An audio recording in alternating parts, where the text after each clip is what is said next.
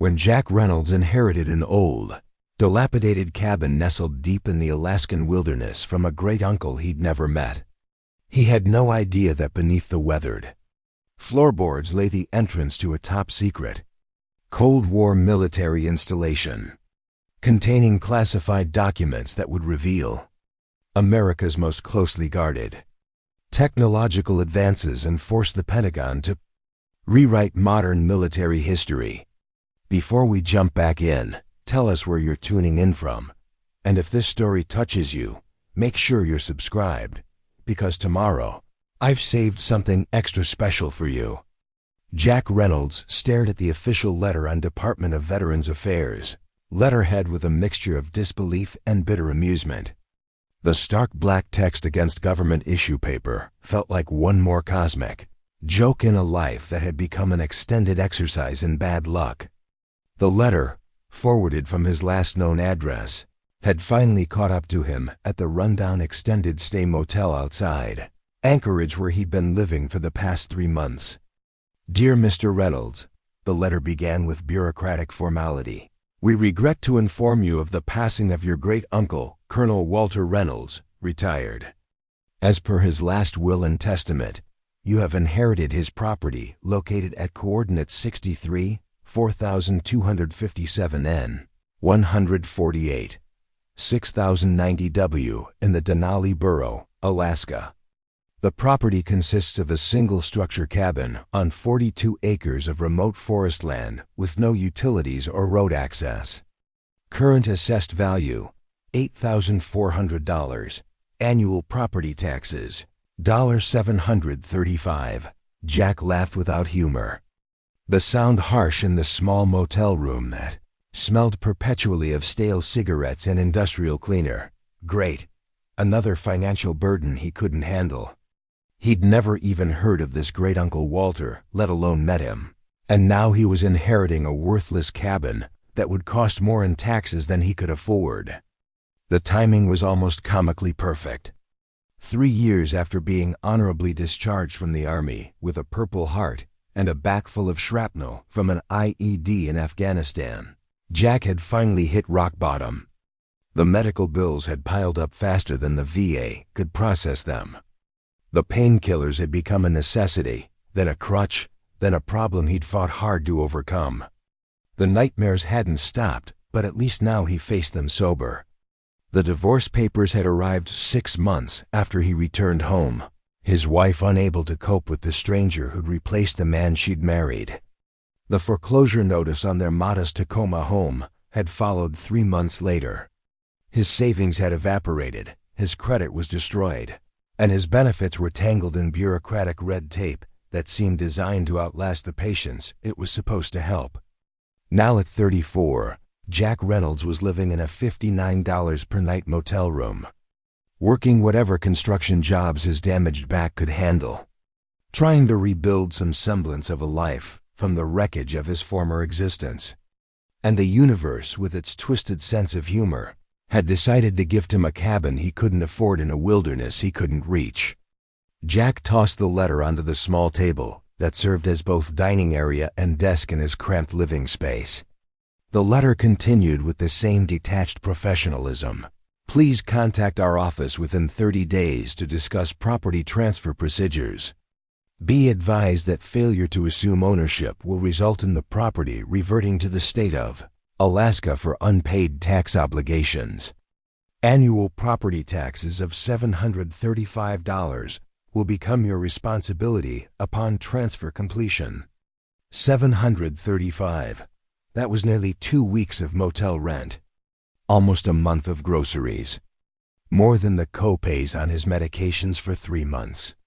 Jack couldn't afford another financial obligation, especially not for a cabin he'd never seen in a location so remote it didn't even have road access. His phone buzzed with a text from his former squad mate, Mike Daniels, who'd relocated to Anchorage after his own discharge and had helped Jack find work when he'd arrived in Alaska 4 months earlier, desperate for a fresh start. Job tomorrow? Framing crew needs extra hands, $220 day. Starts at 6. Preparing and narrating this story took us a lot of time, So if you are enjoying it, subscribe to our channel. It means a lot to us. Now back to the story. Jack texted back immediately, "I'm in." He couldn't afford to turn down work.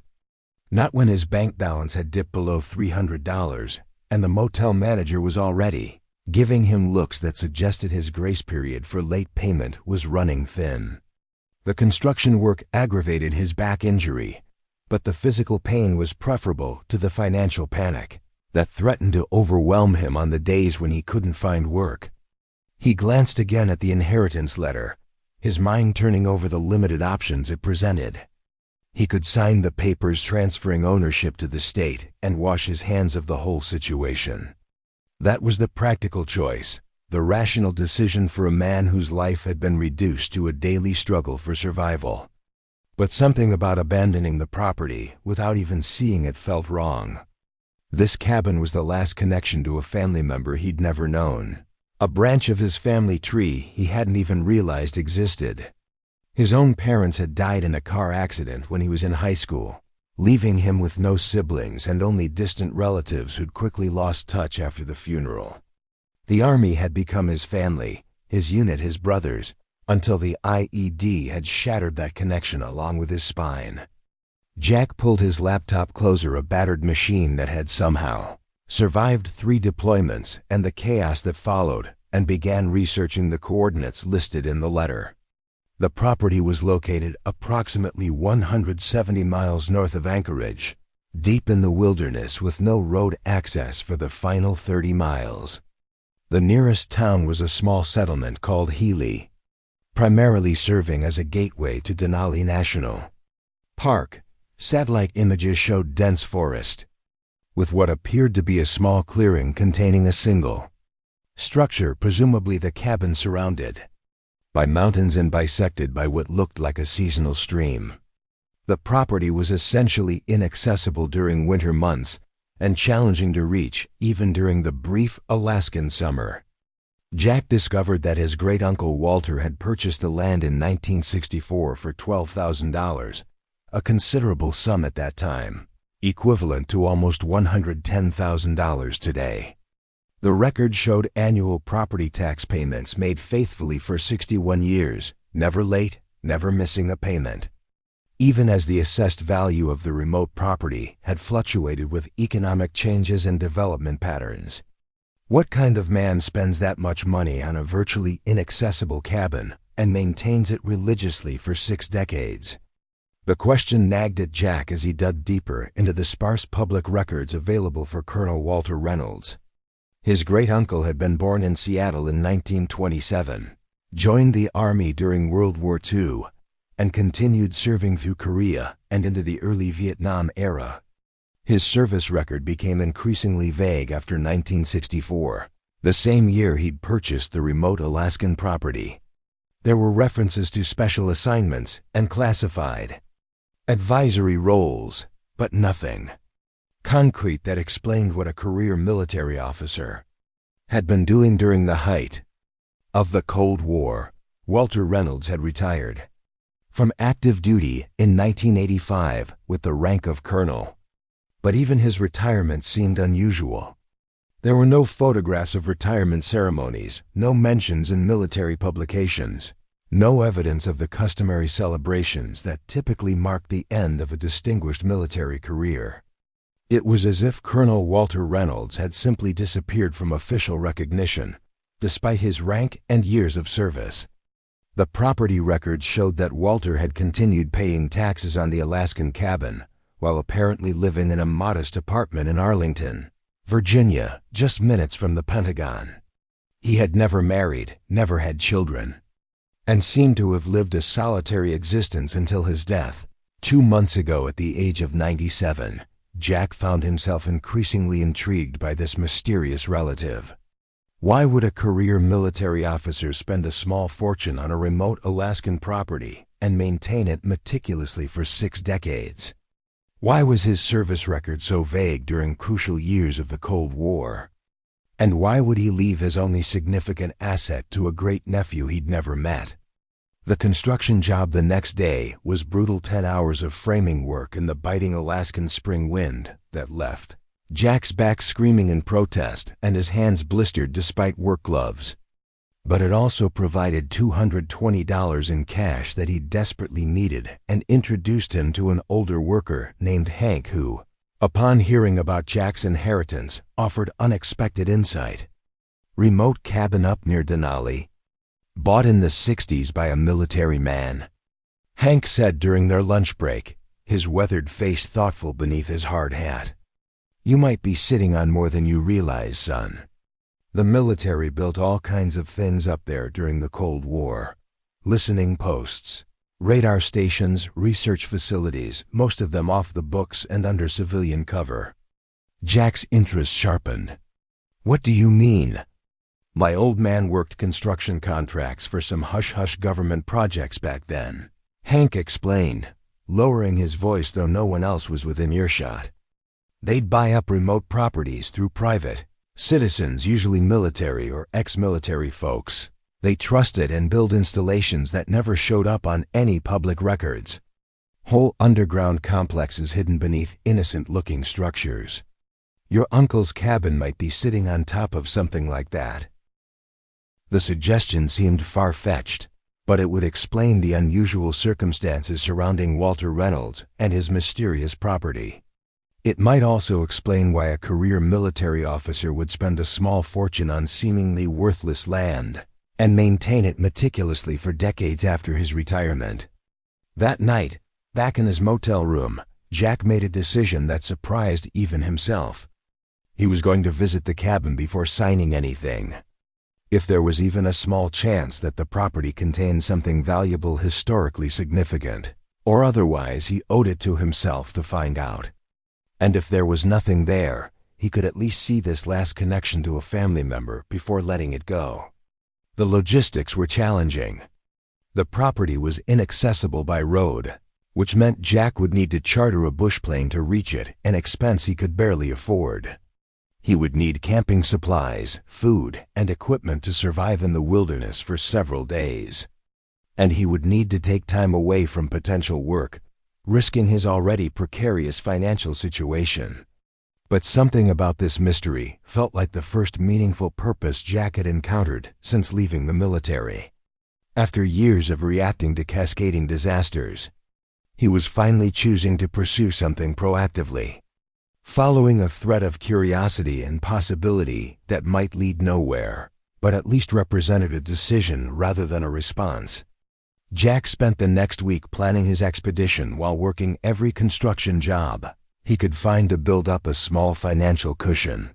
He withdrew $600 from his meager savings, nearly everything he had, and used it to charter a bush plane from Healy to the coordinates of his inherited property. The pilot, a grizzled veteran named Curtis, who seemed older than the glaciers he flew over daily, agreed to drop Jack off and return 4 days later to pick him up. "Not much up there," Curtis commented when Jack booked the flight. "Bunch of trees and bears. Your cabin's still standing though, flew over it last month. Looks like nobody's been there in years."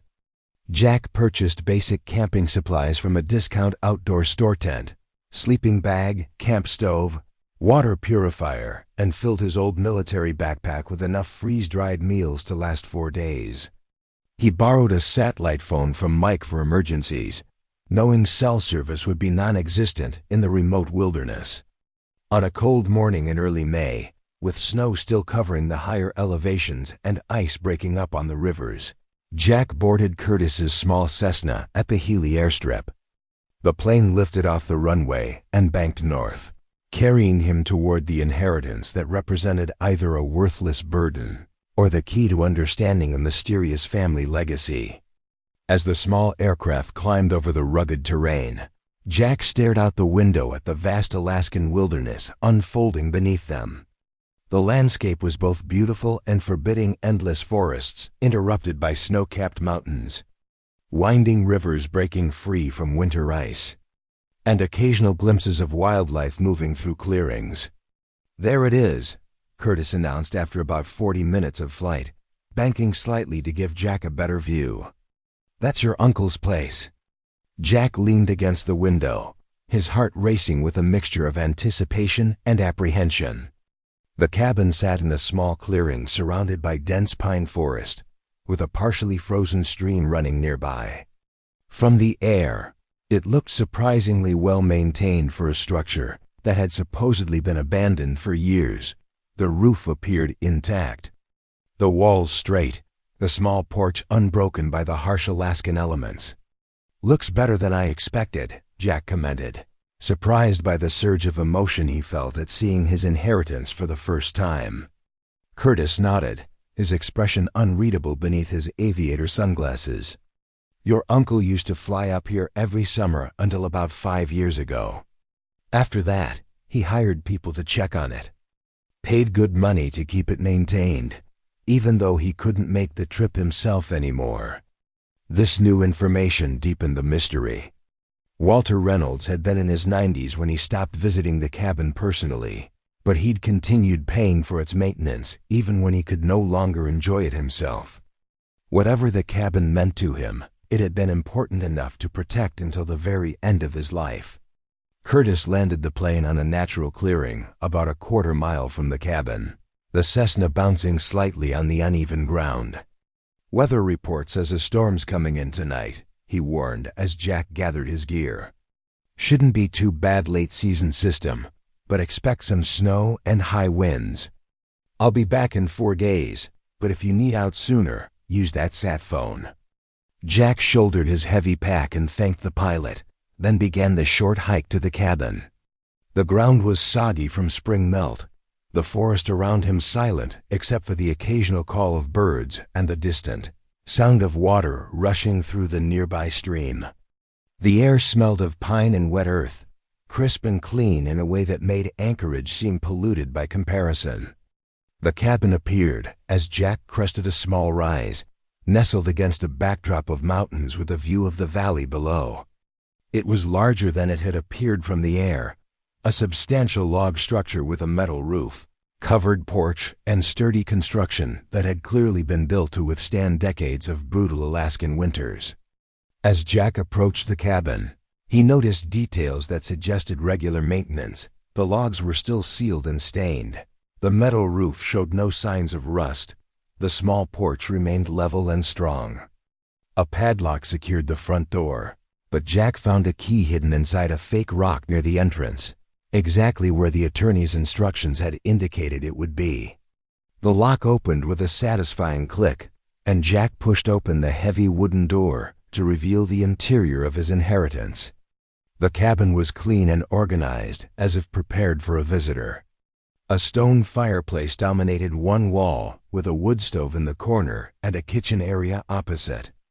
A table and chairs sat beneath a window overlooking the valley, while a sleeping area occupied the far end of the open space. A ladder led to a small loft overhead. Jack set down his pack and explored the cabin with growing amazement.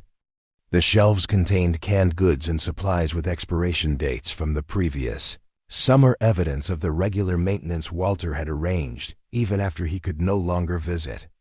The wood box beside the fireplace was stacked with seasoned logs, ready for use. Kerosene lamps hung from hooks, with full fuel canisters nearby. This wasn't an abandoned shack in the wilderness. It was a well-maintained retreat that had been lovingly preserved for decades. But why? And why would Walter Reynolds leave it to a great-nephew he'd never met? As Jack explored the cabin, his initial confusion gave way to growing curiosity. The space wasn't just maintained, it felt deliberately preserved, as if Walter Reynolds had intended it to remain exactly as it had been during his active years. Photos in simple wooden frames lined the walls, black and white images of military men standing beside various aircraft and installations. Most from the 1960s, based on the clothing styles and equipment visible. In one photo, Jack recognized a younger version of Walter Reynolds, a tall, severe-looking man with sharp features and watchful eyes, standing beside what appeared to be an early computer system. The back of the photo was inscribed with neat handwriting, ARPANET Implementation Team, 1969, Jack's military experience had included enough tech history to recognize the significance. ARPANET had been the precursor to the modern Internet, a Department of Defense project that had revolutionized global communications. Had Walter been part of that pioneering team? The official records Jack had found made no mention of such an assignment. The storm Curtis had warned about arrived sooner than expected.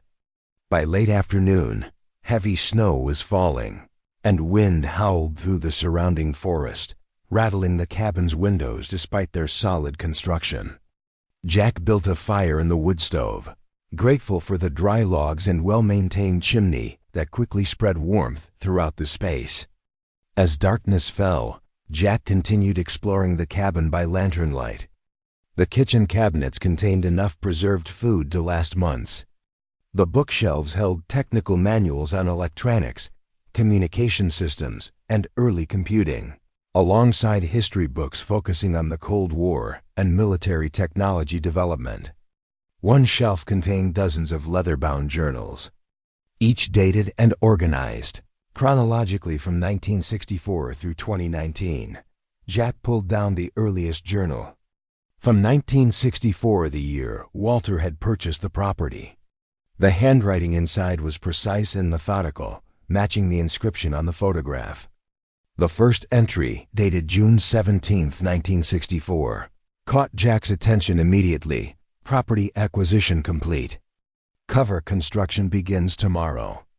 Meeting with Fairchild and Jensen to discuss facility specifications and security protocols. Pentagon authorization secured through General Matheson. Project Iceblink officially activated. The entry was brief but loaded with implications that made Jack's heart race.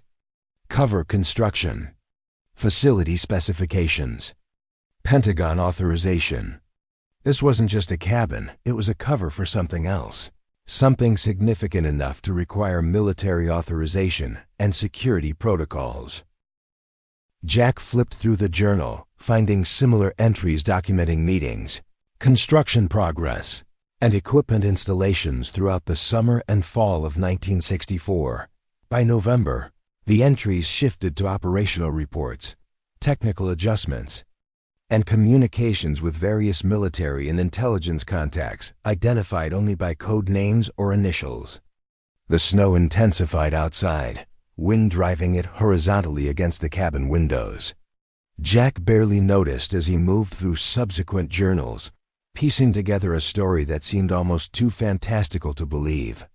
Walter Reynolds, it appeared, had been the commanding officer of a classified installation, built beneath the cabin, a listening post and research facility designated Iceblink that had monitored Soviet communications throughout the Cold War. The journals documented breakthroughs in encryption, interception technologies, and computer system developments that had occurred years before these technologies were publicly acknowledged. Walter had been part of a small team of specialists who had pioneered digital communications, developed early Internet protocols, and created encryption systems that had given America a crucial intelligence advantage throughout the Cold War. By 2 a.m., Jack had worked his way through journals spanning 3 decades. His eyes burned with fatigue, but his mind raced with questions and implications. If these journals were accurate, Walter Reynolds had been at the center of technological developments that had shaped the modern world, working in secret from this remote Alaskan outpost while official records showed him in vague administrative roles elsewhere. The storm outside had intensified to a full blizzard, with snow now completely covering the cabin's windows and wind making the structure creak despite its solid construction. Jack checked the satellite phone, finding the signal weak but still functional. He wasn't in immediate danger. The cabin was well stocked and secure, but the unexpected May blizzard had clearly exceeded the late-season system Curtis had predicted.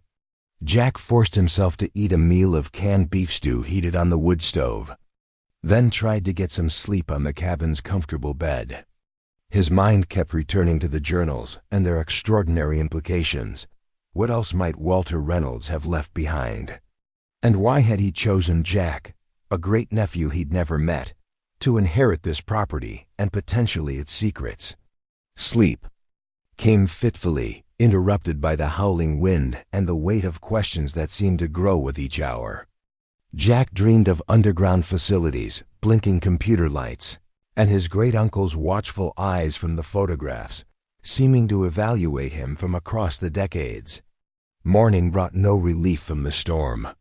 The windows were completely obscured by snow, and when Jack managed to force open the door, he found a wall of white nearly 6 feet high. The May blizzard had deposited several feet of snow overnight, effectively trapping him in the cabin until the weather cleared and temperatures rose enough to melt the accumulation. Jack used the satellite phone to call Curtis, who confirmed what Jack had already realized: no flights would be possible for at least 3 days, possibly longer depending on how quickly the snow melted. "You've got shelter and supplies," the pilot reassured him. "Just sit tight and I'll get you when I can." Trapped by the blizzard, Jack returned to his exploration with renewed determination.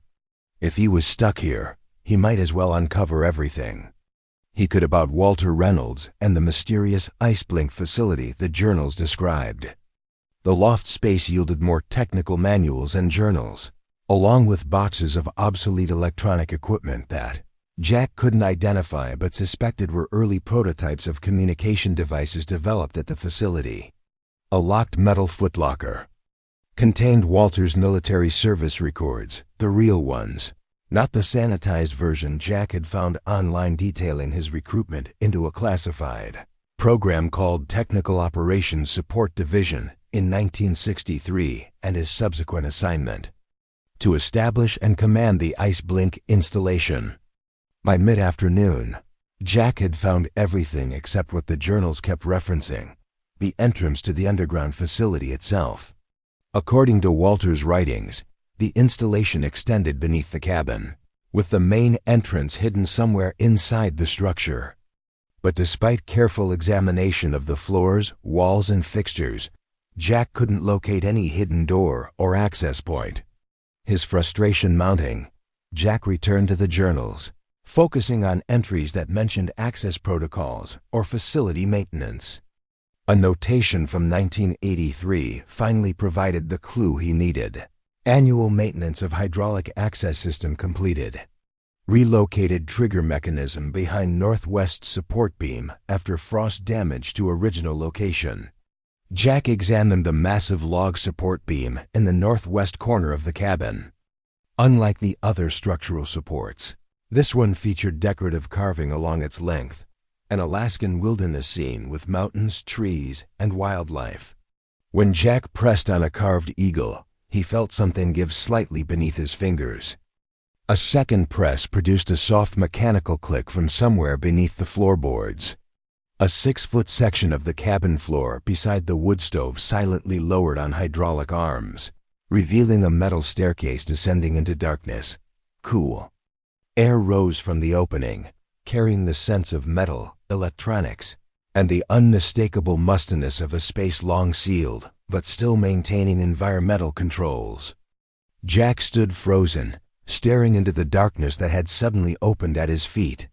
This was no rustic hunter's cabin. It was the entrance to what appeared to be a sophisticated underground installation, exactly as Walter's journals had described. The ice blink facility was real, hidden beneath the wilderness cabin for 6 decades. Heart pounding, Jack retrieved a flashlight from his backpack and cautiously approached the opening. The stairs were solid metal, industrial-grade construction with handrails and non-slip surfaces. They descended about 20 feet before ending at what appeared to be a security door with a keypad beside it.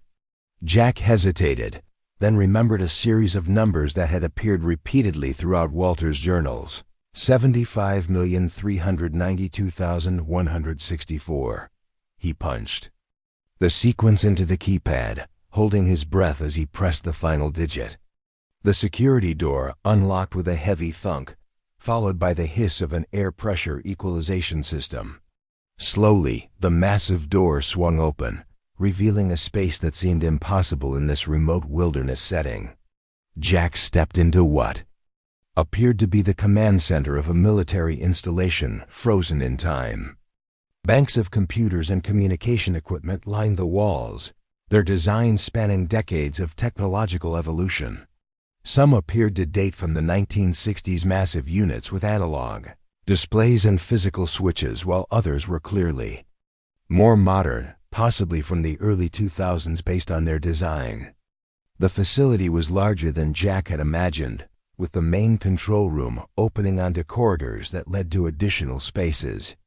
Most surprising was the fact that some systems appeared to be operational, with indicator lights glowing and quiet humming emanating from what looked like environmental control units. Jack moved through the facility in a state of stunned disbelief. One room contained sleeping quarters with 6 bunks, suggesting the installation had once been staffed by multiple personnel. Another held what appeared to be a sophisticated communications center with radio equipment, satellite uplink systems, and monitoring stations. A third space resembled a research laboratory, with workbenches, testing equipment, and glass-fronted cabinets containing what looked like prototype devices. Labels on the cabinets identified projects with codenames like Quantum Leap, Aurora, and Backbone. The most remarkable discovery came in a secure room at the back of the facility, protected by another keypad-controlled door, which opened to the same code. The room contained row after row of filing cabinets and storage units. A placard on the wall identified the space as Archive Alpha, Technical Developments and Operational History, 1964 to 2019. Jack pulled open the nearest drawer and found hundreds of files containing technical specifications, development histories, and implementation reports for technologies that had revolutionized global communications. One file detailed the development of packet switching networks, a fundamental technology underlying the modern Internet, years before their official introduction. Another contained specifications for encryption systems that had only been publicly acknowledged decades after their apparent development at IceBlink. A third outlined satellite communication protocols that had formed the backbone of global telecommunications infrastructure. The implications were staggering. If these documents were authentic, and everything about the facility suggested they were, Walter Reynolds and his team at IceBlink had pioneered technologies that had transformed the modern world, working in secret beneath an Alaskan cabin while the public remained unaware of their contributions. As Jack continued exploring, he found a sealed envelope in one of the filing cabinets addressed simply, "To my heir." Inside was a letter dated just 3 months before Walter's death, written in the same precise handwriting as the journals. "To whoever receives this property," the letter began, "if you are reading this, then you have discovered what lies beneath the cabin. I apologize for the indirect approach, but 6 decades of secrecy become difficult habits to break, even in my final years." IceBlink was established in 1964 as a listening post to monitor Soviet communications in the Arctic region. What began as a simple intelligence-gathering operation evolved into something far more significant: research and development facility that pioneered technologies that have shaped the modern world. The work we did here was classified at the highest levels, with only a handful of officials aware of our existence. Even as these technologies were later developed by defense contractors and research universities, our role remained hidden, our contributions unacknowledged. I have selected you as my heir not randomly, but because your military service record and personal background suggest someone who understands both sacrifice and duty. The facility contains technologies and documentation worth billions to the right buyers, but also historically significant materials that deserve proper preservation. What you do with this discovery is entirely your choice. The facility and all its contents are legally yours, as I obtained official declassification for all materials dated prior to 2000 before my retirement. More recent documents remain classified and should be handled accordingly. Whatever path you choose, know that you are now the custodian of a significant piece of American technological history.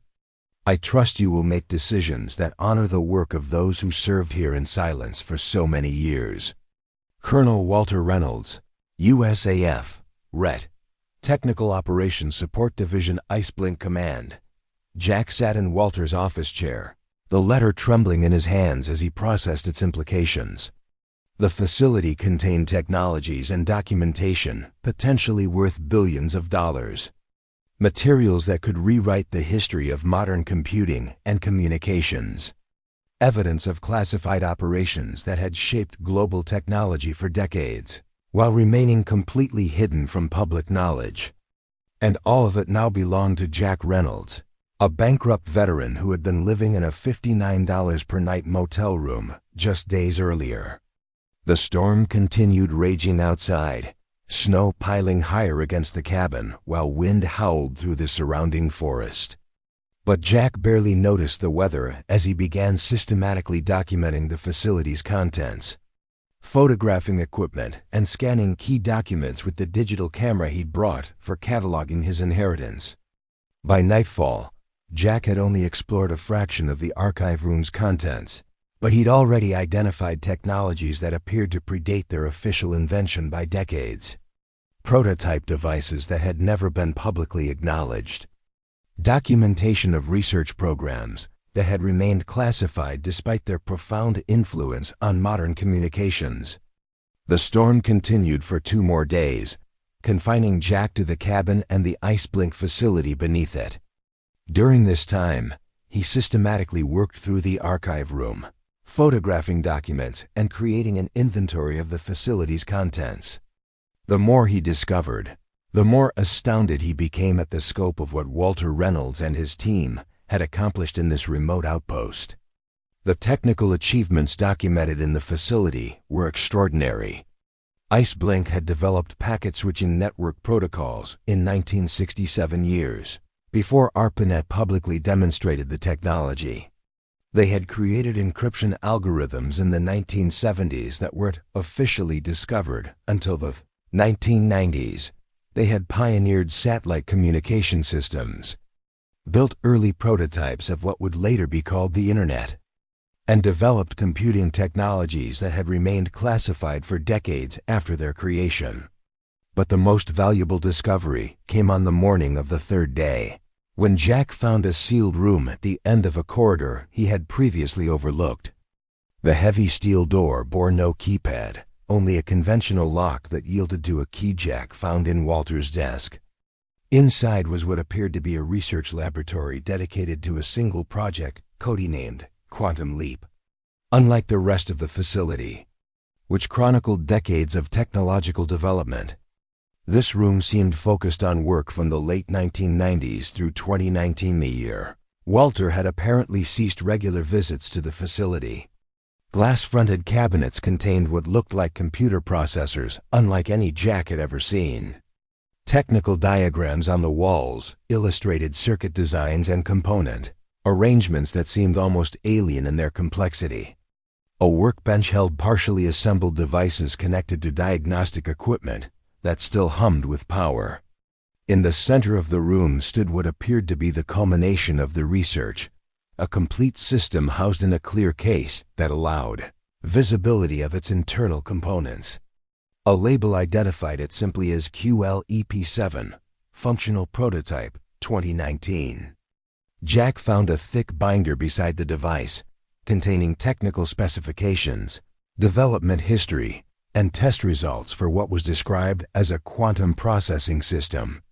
According to the documentation, the QLEP7 represented a breakthrough in quantum computing that achieved stable qubit operations at room temperature, something that even in 2025 remained beyond the capabilities of commercial quantum computers, which required extreme cooling to function.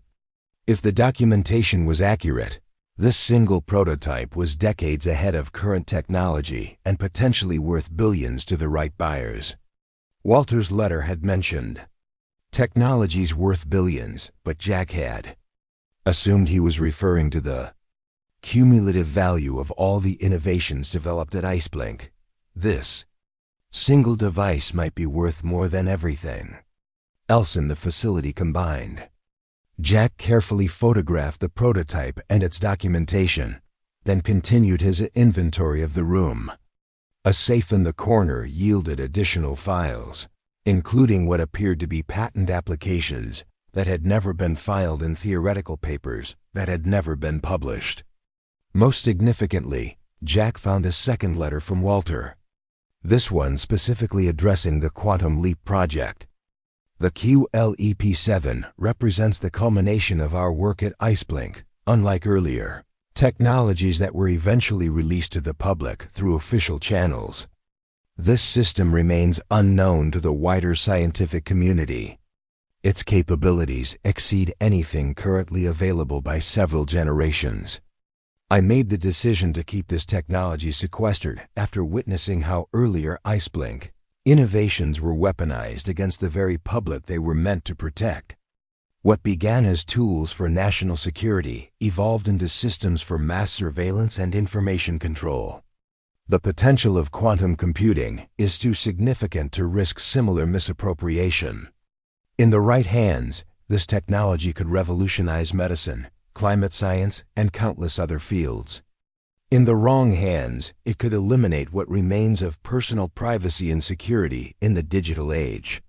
I leave to you the moral burden of deciding this technology's fate. My team and I created something extraordinary here, but we did so with the understanding that not all capabilities should be immediately deployed simply because they exist. Whatever you decide, I trust you will consider the broader implications beyond monetary value. Some technologies change the world in ways their creators never intended. Jack set the letter down, overwhelmed by the responsibility it represented. In the span of 3 days, he had gone from a homeless veteran with nothing to his name to the custodian of technologies that could reshape global power structures and potentially be worth billions of dollars. On the morning of the 4th day, the storm finally cleared. Bright sunshine reflected blindingly off the fresh snow, and temperatures rose enough to begin the melting process.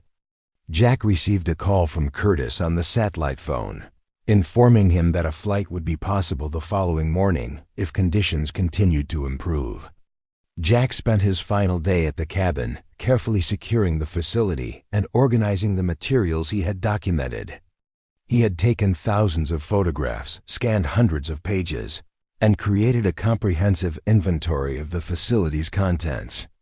The information he carried in his camera and notebooks represented one of the most significant historical discoveries of the century, the hidden history of technologies that had shaped the modern world. As evening approached, Jack sat on the cabin's porch, watching the sunset paint the snow-covered wilderness in shades of gold and pink. The beauty of the landscape contrasted sharply with the weight of decisions now resting on his shoulders. He could sell the QLEP-7 prototype and its documentation to the highest bidder tech giants, defense contractors. Or foreign governments would pay astronomical sums for a quantum computing breakthrough of this magnitude. The money would solve his financial problems instantly and provide wealth beyond anything he had ever imagined possible. He could approach the Pentagon directly, returning the classified materials to the government that had originally authorized their development. This would be the patriotic choice, honoring his military service and Walter's lifetime of dedication to national security. But it might also mean the technology would be weaponized in precisely the ways Walter had feared. He could contact academic institutions or research foundations, ensuring the technologies were preserved for historical purposes, while potentially making their innovations available for humanitarian applications. This path might honor Walter's apparent desire to see the technologies used for positive purposes, but it would provide less financial reward and risk the innovations falling into unintended hands. Or he could simply seal the facility, maintain the cabin, and keep Walter's secrets buried for a while longer, giving himself time to fully understand the implications of his discovery before making irreversible decisions. The satellite phone rang, interrupting Jack's contemplation. It was Curtis, confirming that he would arrive around 9 a.m. the following day. "Weather's clear and should stay that way," the pilot reported. "Be ready to go, I've got another pickup at noon." Jack acknowledged the information, then returned to his thoughts. He had less than 12 hours to decide what to take from the facility, and what initial steps to take regarding his discovery. Whatever path he chose would set in motion consequences that would extend far beyond his own life. That night, Jack couldn't sleep. He paced the cabin, reviewing documents and rereading Walter's letters, searching for guidance. The old colonel had deliberately placed this burden on Jack's shoulders, believing him capable of making the right decision. But what was the right decision when dealing with technologies that could transform global power structures? In the pre-dawn hours, Jack finally reached a decision that felt right, a compromise that respected Walter's legacy while acknowledging the complex realities of the modern world. He would need help-trusted allies who understood both the technological and ethical implications of his discovery. And he would need to move carefully to avoid attracting the wrong kind of attention. When Curtis's plane touched down the next morning, Jack was waiting with his backpack and a small waterproof case containing selected documents, hard drives, and a single component from the QLEP-7 prototype, enough to prove the authenticity of his discovery without revealing the entire system. The rest remained securely locked in the underground facility, protected by the same systems that had kept Iceblink's secrets safe for 60 years. "Good trip?" Curtis asked as Jack loaded his gear into the plane. "Enlightening," Jack replied. "I think my great-uncle left me more than just a cabin." The pilot nodded without pressing for details. In Alaska, people respected privacy and understood that some discoveries were best kept quiet. "Heading back to Anchorage?" he asked as they took off, the cabin receding beneath them. "Eventually," Jack said. "But I need to make a stop in Seattle first. I have some family business to take care of." 2 weeks later, Jack Reynolds sat in a conference room at the University of Washington, facing 3 people he had carefully selected after extensive research. Dr. Elaine Chun, a leading quantum physics researcher known for her ethical stance on technology development. Marcus Delgado, a former NSA cryptographer who had become a privacy advocate after witnessing government overreach. And Lieutenant Colonel Sarah Winters, a Pentagon technology assessment officer with a reputation for integrity and independent thinking. On the table between them lay a selection of documents and the single component Jack had removed from the QLEP-7 prototype, enough to establish the credibility of his discovery without revealing its full scope. "I've asked you here because each of you brings expertise and perspective that I need," Jack began. "What I'm about to show you was developed at a classified facility called Iceblink, established in 1964 and operated continuously until 2019. My great-uncle, Colonel Walter Reynolds, commanded this facility and left it to me upon his death." Dr. Chun examined the component with growing astonishment. "This architecture, it's unlike anything I've seen. The qubit configuration suggests stability parameters that shouldn't be possible without extreme cooling." Marcus Delgado paged through the technical documentation, his expression shifting from skepticism to awe. "These encryption protocols, they're generations beyond current capabilities. If this is legitimate, it would render every existing security system obsolete." Lieutenant Colonel Winters studied the facility photographs in Walter's military records. "Iceblink doesn't appear in any official records I've ever accessed, but the security protocols and documentation format are consistent with black budget programs from that era. This is all the hallmarks of a legitimate SAP Special Access program." Jack nodded, allowing them time to process what they were seeing. "Everything I've shown you represents less than 5% of what remains at the facility. I've spent the past 2 weeks verifying my legal ownership of the property and its contents, including securing confirmation that materials predating 2000 were officially declassified before Walter's retirement." "Why us?" Dr. Chun asked, looking up from her examination of the component. With technology of this magnitude, you could approach major corporations, government agencies, foreign interests. Any of them would pay billions for even a fraction of what you're describing. That's precisely why I chose you three, Jack replied. I don't just want to sell this technology to the highest bidder. Walter left me a legacy along with a moral burden. He believed these innovations could benefit humanity, but feared they would be weaponized against the public if handled improperly. Jack outlined the proposal he had spent 2 weeks developing, the creation of a foundation that would carefully manage the release of IceBlink technologies for humanitarian applications, while ensuring no single entity gained exclusive control. The foundation would be governed by a diverse board of experts from scientific, ethical, security, and public interest backgrounds. I'm offering each of you a position on this foundation's initial board, Jack concluded. Your collective expertise would help navigate the complex decisions ahead, which technologies to release, when, and under what conditions.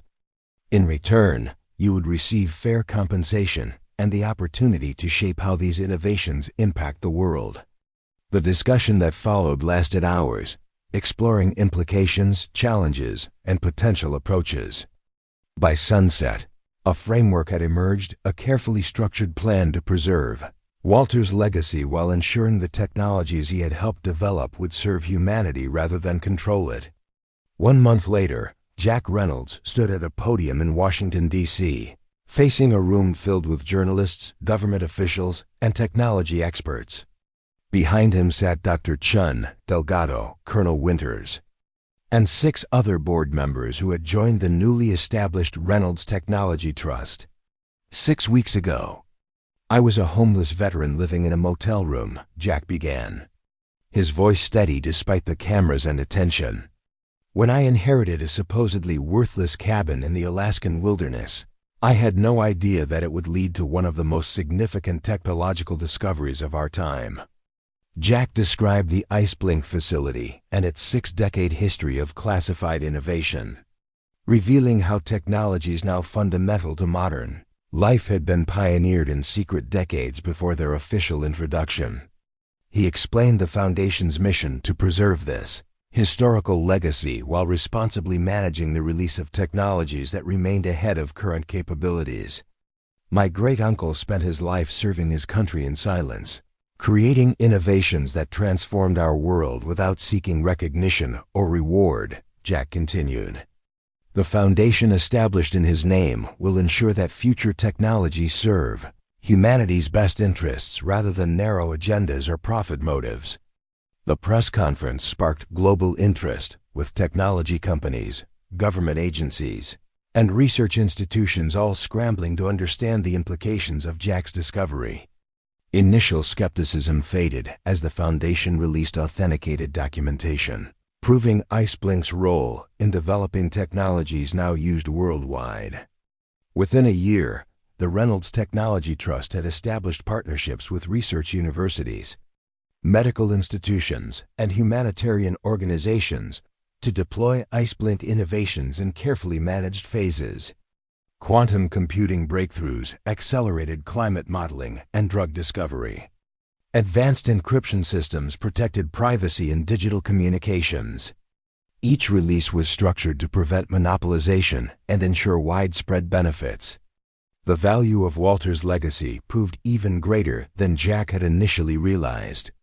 Beyond the technologies themselves, the historical documentation revealed how government agencies and corporations had systematically claimed credit for innovations actually developed at IceBlink and similar classified facilities. This revelation forced a fundamental reassessment of modern technological history and raised important questions about the relationship between classified research and public knowledge. For Jack Reynolds, the transformation was both professional and personal. The Foundation provided him with financial security and meaningful purpose, a mission that honored both Walter's legacy and Jack's own military service. The worthless inheritance had become not just a source of wealth, but a chance to shape how technology would influence the future of humanity. On the first anniversary of his discovery, Jack returned to the cabin alone, making the familiar flight with Curtis, who had become both pilot and friend during Jack's frequent visits to the property. The cabin remained largely unchanged, a simple structure in a magnificent wilderness setting, but Jack now understood the extraordinary legacy it concealed. As evening fell, Jack sat on the porch watching the northern lights dance across the Alaskan sky, reflecting on the path that had led him from homelessness to becoming the custodian of technologies worth billions and historical truths that had changed our understanding of the modern world. "I think you chose well," he said quietly, addressing Walter's memory. "Not because I was special, but because I understood what it means to serve something larger than yourself. Some inheritances carry responsibilities beyond their monetary value. Some discoveries demand wisdom rather than exploitation." The lights continued their ethereal dance across the sky, a reminder of nature's beauty existing alongside human innovation. Below them, concealed beneath an ordinary cabin, the Ice Blink facility preserved innovations that would continue to emerge gradually, each time to provide maximum benefit while preventing misuse. A worthless cabin in the Alaskan wilderness had revealed humanity's hidden technological history and opened pathways to a future where innovation served the many rather than enriching the few. For Jack Reynolds, former homeless veteran, it was proof that sometimes the most meaningful treasures come disguised as worthless inheritances, waiting for someone with the courage to look beneath the surface. 5 years passed since Jack Reynolds had discovered the hidden military installation beneath his inherited cabin. What had once seemed an overwhelming burden had transformed into a mission that gave his life profound meaning. The Reynolds Technology Trust had grown into one of the most influential organizations in the world, carefully releasing innovations from the Ice Blink archive at a pace that allowed society to adapt while preventing monopolization by any single entity. Jack sat in his office at the Trust's headquarters in Seattle, reviewing reports on the latest deployment, a quantum-based medical diagnostic system that had reduced cancer detection costs by 95% while improving accuracy to near-perfect levels.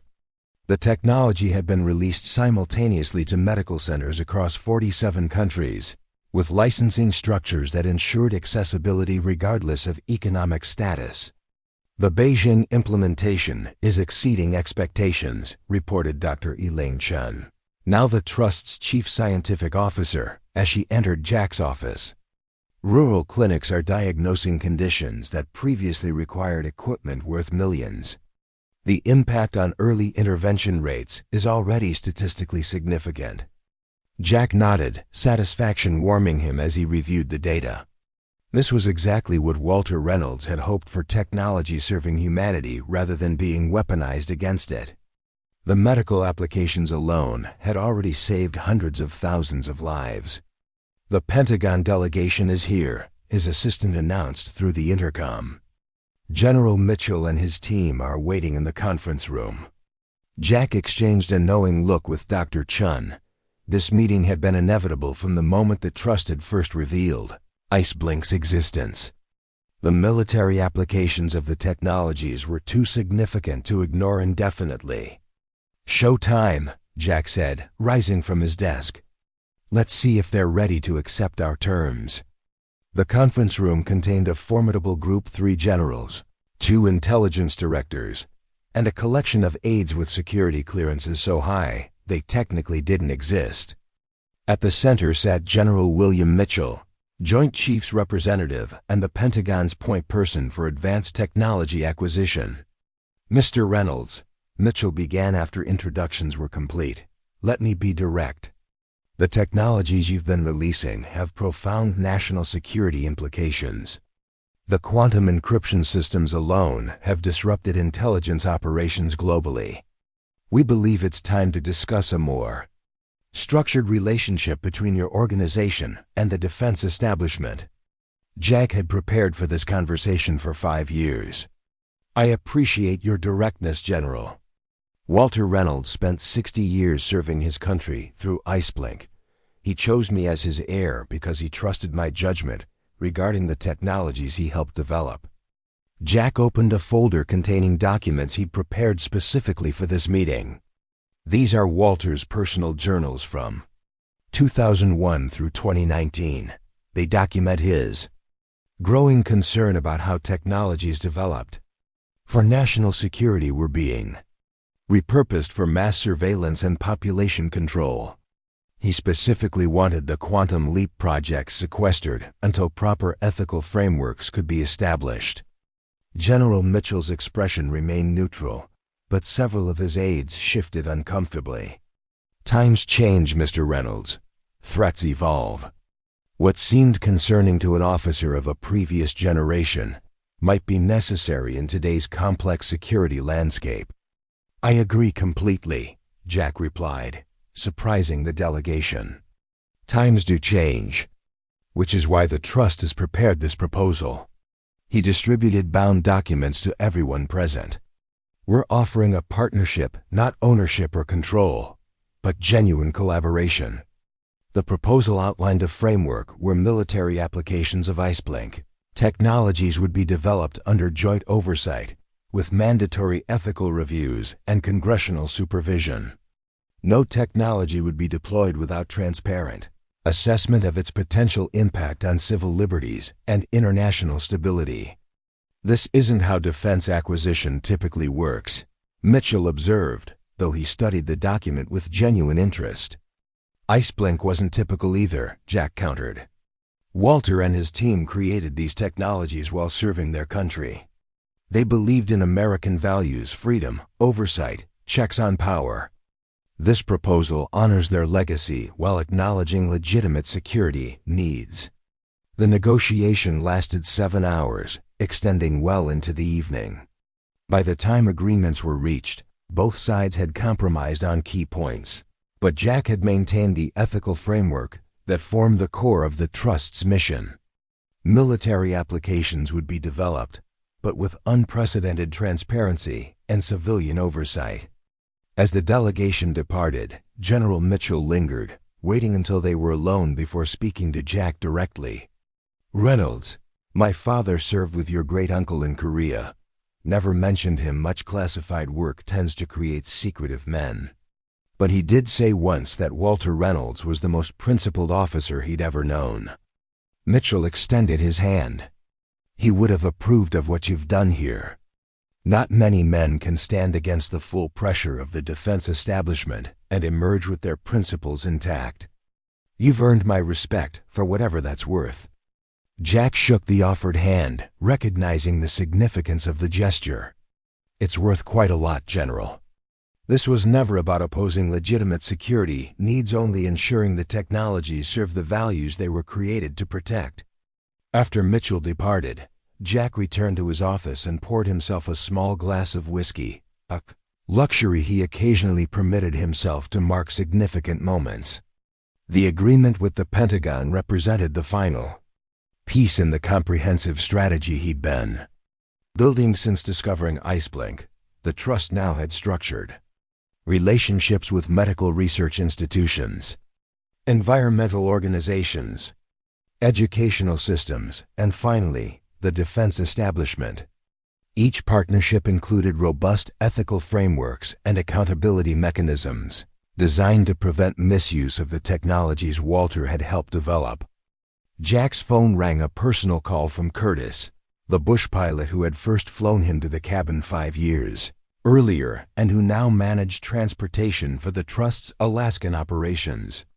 Someone's been nosing around, Curtis reported without preamble. Black SUVs in Healy, asking questions about the property. Nothing overtly threatening, but definitely government types, not the usual agencies we deal with. Jack wasn't surprised. Despite the agreement with Mitchell, other intelligence agencies would naturally pursue their own agendas. IceBlink remained the greatest intelligence prize of the century, with technologies that could redefine global power dynamics. Implement Protocol Avalanche, Jack instructed. Full security activation at the primary site. and alert the legal team to prepare for potential complications. Protocol Avalanche was a contingency plan developed during the Trust's early days, a multi-layered security response designed to protect Iceblink from unauthorized access while maintaining full legal compliance. The cabin and its underground facility were now protected by systems far more sophisticated than those Walter had originally installed, with redundant safeguards against both physical and cyber intrusion. "Already done," Curtis confirmed. "Our people are in position, and the site is secure. Thought you should know before your trip next week." Jack had been planning to visit the cabin for the 5-year anniversary of his discovery, a personal tradition that helped him reconnect with Walter's legacy and reflect on the path forward. The presence of unknown government operatives complicated matters but wouldn't deter him. Keep the usual schedule, Jack decided, but double the security team and make sure the backup extraction plans are ready if needed. After ending the call, Jack moved to the window overlooking Seattle's skyline, now illuminated by the setting sun. 5 years ago, he had been a homeless veteran with nothing but pain and regret. Now he guided an organization reshaping the future of technology, while honoring the legacy of a great uncle he'd never met, but had come to know intimately, through his journals and life's work. The following week, Jack landed at a clearing near the cabin, stepping out into the crisp Alaskan air that had become familiar over countless visits. The cabin looked much as it had when he first discovered it. Those subtle security enhancements were visible to his trained eye cameras disguised as natural features.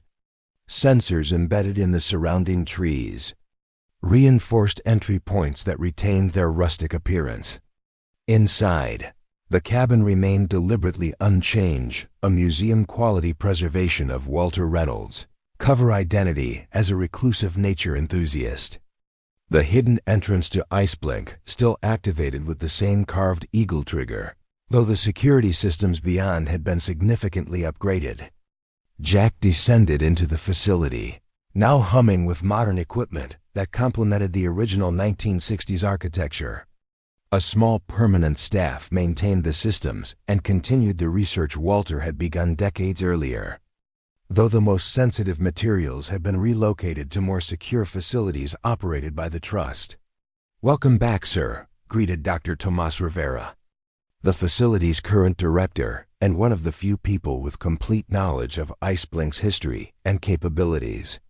"Everything is proceeding according to schedule." Jack spent the day reviewing ongoing research projects and inspecting security measures. By evening, he had retreated to the cabin above, sitting on the porch with a cup of coffee as he watched the sunset paint the wilderness in golden hues. These moments of solitude had become precious as his public role with the Trust demanded increasing amounts of his time and energy. The sound of an approaching helicopter broke the silence, unexpected and concerning. Jack reached for the secure satellite phone, but before he could activate it, the helicopter came into view, bearing U.S. government markings. It landed in the clearing where Curtis's plane had touched down earlier that day. A single figure emerged from the aircraft, a woman in her 70s, moving with the deliberate precision of someone accustomed to military discipline. She wore civilian clothing but carried herself with unmistakable authority as she approached the cabin. Jack stood, hand moving instinctively toward the concealed weapon he'd carried since the security concerns emerged. The woman stopped at the foot of the porch steps, her weathered face impassive as she studied him. "Jack Reynolds," she said, her voice carrying easily despite her age. "I'm Margaret Winters. Walter Reynolds was my commanding officer and friend for 30 years. Jack maintained his position, neither welcoming nor rejecting the unexpected visitor. "Walter never mentioned you in his journals." The woman's expression softened slightly. "He wouldn't have. My work was compartmentalized even within Iceblink. Only 3 people knew my full role: Walter, General Matheson, and President Reagan." She reached slowly into her jacket, telegraphing her movements to avoid alarming him, and withdrew an ID card so classified it bore no agency name. Only a presidential seal and cryptographic markings that Jack recognized from Walter's security documentation. "I'm here because you're in danger," Margaret continued. "Not from General Mitchell or his people. They'll honor the agreement you negotiated. The threat comes from elsewhere, from people who believe IceBlink's technology should remain controlled by those who understand their full implications." Jack studied her carefully. "And which side of that argument are you on, Ms. Winters?" "The same side Walter was on by the end," she answered without hesitation. "I spent decades helping develop systems that were later misused. I watched idealistic projects become tools for manipulating entire populations. Walter was right to sequester the quantum leap technologies, and you were right to establish the trust with its ethical framework." She gestured toward the cabin. "May I come in? What I need to tell you shouldn't be discussed in the open, even here." Jack made his decision, stepping aside to allow her entry. If this was some elaborate deception, his security measures would contain the situation. If Margaret Winters was genuine, she represented a connection to Walter that might prove invaluable. Inside the cabin, Margaret moved directly to the northwest support beam, running her fingers over the carved eagle with familiar ease. "We argued about this, you know. Walter wanted something more sophisticated, a biometric scanner or voice recognition. I convinced him simplicity was more reliable for long-term security." She turned to face Jack. 3 days ago, a classified directive was issued to a unit that officially doesn't exist. Their orders are to secure IceBlink's core technologies by any means necessary, citing national security priorities that override your legal ownership. They answer to individuals within the intelligence community who believe the trust's approach threatens America's technological dominance. Jack processed this information against what he already knew about competing factions within the government. "Why are you telling me this? You've clearly been part of these systems your entire career." Margaret's expression hardened. "Because Walter Reynolds was the finest man I ever knew, and he chose you for a reason. Because I've spent 50 years watching technologies, created with the best intentions being twisted to serve the worst impulses of those in power. Because I'm too old for comfortable lies about necessary evils." She reached into her pocket again and produced a small device resembling a thumb drive. "This contains everything you need: names, operational details, contingency protocols. It also includes something Walter developed, but never documented, a complete emergency shutdown sequence for IceBlink that will render its core technologies inaccessible without destroying them." Jack accepted the device cautiously. Why would Walter create something like this? Because he understood that power eventually corrupts even the most idealistic projects, Margaret answered. He believed that sometimes technologies need to sleep until humanity develops the wisdom to use them properly. She moved toward the door. "You have 36 hours before they move. The helicopter is yours. It's clean, no tracking devices. There's a pilot waiting with instructions to take you wherever you need to go." At the threshold, Margaret paused. "Walter would be proud of what you've built. Jack, not many people could have resisted the temptations those technologies represent. The trust is exactly what he hoped for: a framework that honors innovation while constraining its darker applications." After Margaret departed, Jack immediately activated the trust's emergency protocols. Within hours, key personnel were evacuated from vulnerable facilities. Critical data was secured in offline storage, and legal teams prepared for potential government action. The information Margaret had provided proved accurate in every detail, allowing precise countermeasures against the covert operation. By the time the unauthorized team moved against IceBlink, they found an empty facility with all sensitive technologies and documentation already relocated to secure international locations protected by legal frameworks that even the most powerful intelligence agencies couldn't easily circumvent. Jack watched the operation unfold from a secure command center established within the Trust's headquarters. The attempted seizure failed spectacularly, forcing the individuals behind it to stand down rather than risk exposure of their unauthorized activities. 1 week later, Jack met with the president in a private session arranged through channels that bypassed normal White House procedures. The evidence Margaret had provided, combined with the trust's meticulous documentation of the unauthorized operation, created leverage that even the most powerful individuals in government couldn't ignore.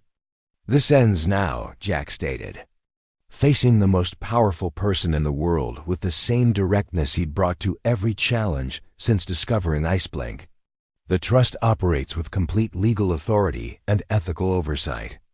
Any further attempts to circumvent these structures will result in public disclosure of everything from IceBlink's original classification to the recent unauthorized operation." The agreement reached during that meeting solidified the Trust's position as an independent entity operating with special status under international law. Government agencies could request access to IceBlink technologies, but could not demand it, and all applications remained subject to the ethical frameworks Jack had established. 10 years after inheriting a worthless cabin in the Alaskan wilderness, Jack Reynolds stood before the United Nations General Assembly, addressing representatives from 193 nations as the trust prepared to release its most significant technology, yet an affordable, decentralized energy system derived from IceBlink research that could potentially end global dependence on fossil fuels. When my great-uncle Walter Reynolds established IceBlink in 1964, he was responding to the existential threats of the Cold War, Jack began. "Today, we face different existential challenges: climate change, resource depletion, technological inequality. The system we're releasing today represents our commitment to addressing these challenges through responsible innovation. The energy system would be deployed through a global network of manufacturing partners, with licensing structured to ensure even the poorest nations could implement the technology without crippling debt or dependence on wealthier countries. Like all trust releases, it came with robust ethical frameworks and accountability mechanisms designed to prevent misuse or monopolization." As Jack concluded his address, he reflected on the journey that had brought him to this moment. From homeless veteran to steward of world-changing technologies, from desperate survivor to architect of a new approach to technological development, from a man with nothing to lose to someone responsible for ensuring innovations benefited humanity rather than threatened it. The worthless cabin had revealed treasures beyond monetary value, a legacy of innovation guided by principle, a model for technological development that prioritized human flourishing over profit or power, a second chance for a broken soldier to serve something greater than himself. That evening, Jack returned to his hotel room and found an unmarked envelope that had somehow bypassed the extensive security surrounding him. Inside was a handwritten note in familiar handwriting, Walter's precise script that Jack had come to know through years of studying his journals. "For Jack, if you're reading this, then Margaret found you when the time was right. She have given you the shutdown protocols and helped you weather the inevitable storm. Now you understand why I chose you, not because you were perfect, but because you understood loss and redemption in ways that academic brilliance or political power could never teach. IceBlink was always more than technology. It was a question about what kind of future we would build with the tools we created. Your answer has honored everything we worked for. Walter." Attached was a faded photograph Jack had never seen before. Walter as a young officer standing beside a woman Jack recognized as a younger Margaret Winters. Between them was a third figure, a man whose features seemed hauntingly familiar. Turning the photo over, Jack found another note in Walter's handwriting: "Robert Reynolds with Walter and Margaret. IceBlink commissioning, 1964. Robert Reynolds, Jack's grandfather, who had died before Jack was born." The connection Walter had never mentioned in his journals or official records. The reason a seemingly random great-nephew had inherited one of the most significant technological caches in human history. Jack wasn't random at all. He was the grandson of one of IceBlink's founding members, chosen not just for his military service or personal qualities, but because the legacy rightfully belonged in his family line. 15 years after that snowstorm had revealed the hidden military installation beneath a supposedly worthless cabin, Jack Reynolds stood again on the porch where his journey had begun. The trust had transformed global technology, medicine, energy, and communications, always guided by the ethical frameworks that honored Walter's vision while adapting to emerging challenges. The cabin remained unchanged, a deliberate preservation of the humble structure that had concealed one of history's most important technological achievements. IceBlink still operated beneath it, though now as a research center and historical archive rather than a classified intelligence facility. As Jack watched the northern lights dance across the Alaskan sky, he reflected on how a seemingly worthless inheritance had revealed its true value only when circumstances forced him to look beneath the surface. The cabin hadn't just changed his life. It had given him purpose, connection to family he'd never known, and the opportunity to ensure that humanity's most powerful innovations served its highest aspirations rather than its darkest impulses. Some inheritances offered more than financial value. Some discoveries demanded wisdom rather than exploitation. Some worthless cabins concealed treasures that could transform not just one life, but the future of human civilization itself. Up next, you've got 2 more standout stories right on your screen. If this one hit the mark, you won't want to pass these up. Just click and check them out. And don't forget to subscribe and turn on the notification bell so you don't miss any upload from us.